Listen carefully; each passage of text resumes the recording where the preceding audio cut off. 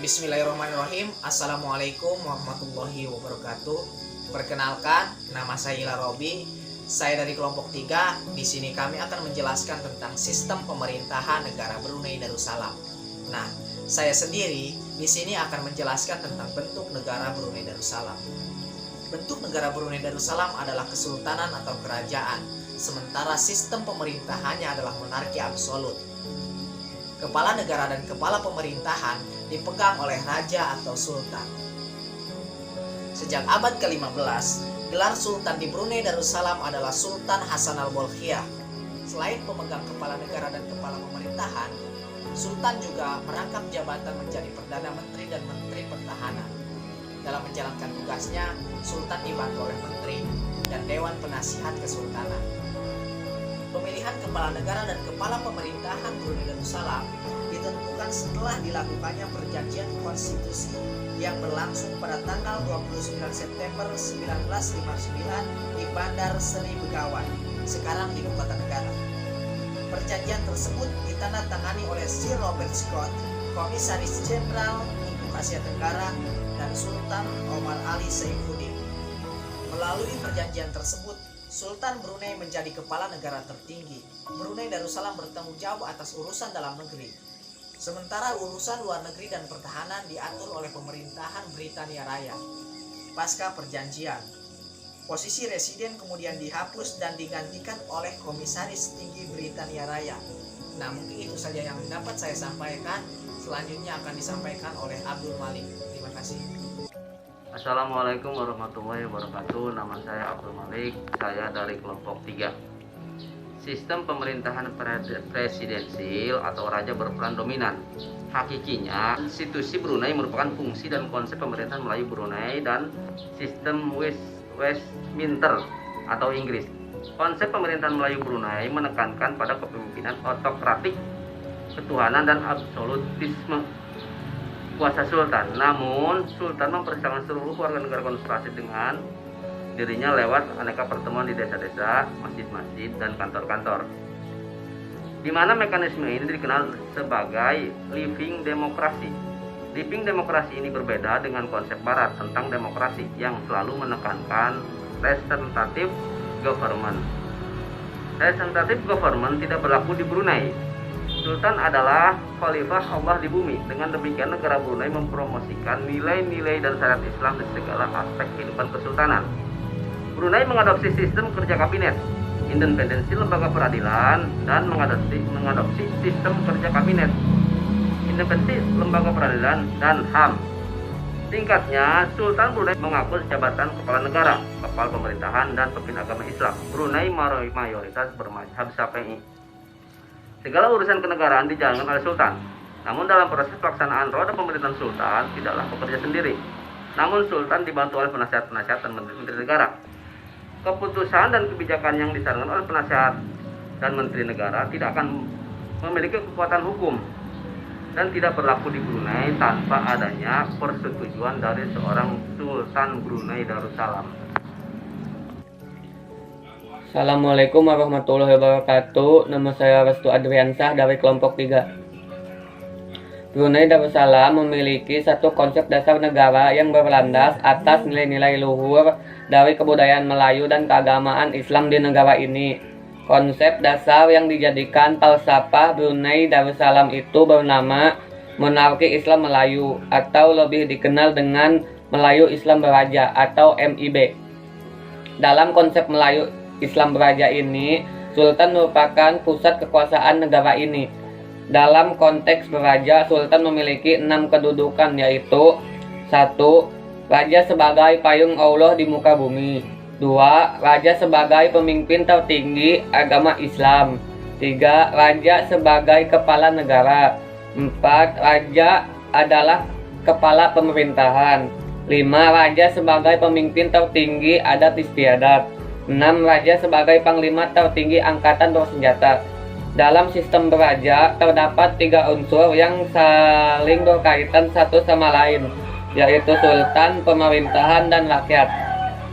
Sultan akan dicintai dan dihormati oleh rakyatnya apabila pemerintahan menjalankan roda pemerintahan dengan baik. menjalankan fungsi dan memberikan pelayanan terhadap rakyatnya dengan sepenuh hati. Apabila pemerintah yang dijalankan oleh sultan berjalan dengan baik dan dengan semestinya, maka rakyat akan menunjukkan kesetiaannya kepada pemerintah. Dalam hal ini adalah Sultan Brunei Darussalam. Assalamualaikum warahmatullahi wabarakatuh. Om Swastiastu, salam sejahtera buat kita semua. Perkenalkan, nama saya Yanuar Hermawan dari kelompok 3. Saya akan melanjutkan materi yang sebelumnya. Legislatif Brunei Darussalam. Di bawah konstitusi tahun 1959, ada sebuah dewan legislatif dipilih, atau majelis musyawarah negeri. Tetapi hanya satu pemilihan umum yang pernah diselenggarakan. Pada tahun 1962, segera setelah itu pemilu, majelis dibubarkan setelah deklarasi kedaulatan darurat yang melihat pelanggaran Partai Rakyat Brunei. Pada tahun 1970, Dewan diubah menjadi badan yang ditunjuk oleh keputusan Sultan. Pada tahun 2004, Sultan mengumumkan bahwa parlemen berikutnya 15 dari 20 kursi akan terpilih. Namun tidak ada tanggal untuk pemilihan sudah ditetapkan. Para dewan legislatif saat ini terdiri dari 20 anggota yang ditunjuk dan hanya memiliki kekuatan konsulatif. Assalamualaikum warahmatullahi wabarakatuh. Saya Padli dari kelompok 3. Eksekutif Brunei Darussalam. Politik Brunei terjadi dalam rangka sebuah monarki absolut, di mana Sultan Brunei adalah kedua kepala negara dan kepala pemerintahan. Kekuasaan eksekutif dilaksanakan oleh pemerintahan. Brunei memiliki dewan legislatif dengan 20 anggota yang ditunjuk, yang hanya memiliki tugas konsultatif. Brunei 1959 di bawah konstitusi yang mulia Paduki Sri Baginda Sultan Haji Hassanal Bolkiah Muizzaddin Wadalah adalah kepala negara dengan penuh kekuasaan eksekutif, termasuk kekuasaan darurat sejenak tahun 1962. Peran Sultan diabadikan dalam filsafat nasional dikenal sebagai Melayu Islam Brunei, Islam Beraja, MB atau Malay Islam Monarki. Negara ini telah di bawah hipotetis darurat militer sejak pemberontakan yang terjadi di bawah 1960-an dan dirumpas oleh Inggris pasukan dari Singapura. Assalamualaikum warahmatullahi wabarakatuh.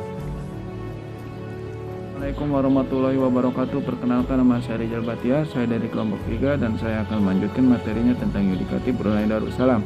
Brunei memiliki sistem hukum ganda. Yang pertama adalah sistem yang diwarisi dari Inggris, mirip dengan yang ditemukan di India, Malaysia, dan Singapura.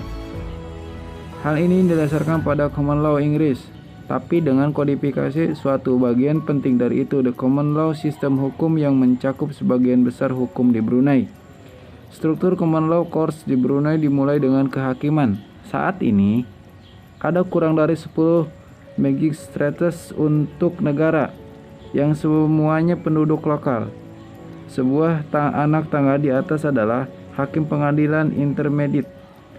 Ini didirikan untuk menjadi tempat pelatihan bagi para lokal. Saat ini ada 2 hakim pengadilan menengah, keduanya warga setempat.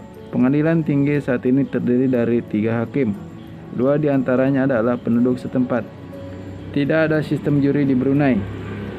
Pengadilan tinggi terdiri dari 3 hakim, yang semuanya saat ini pensiun hakim Inggris.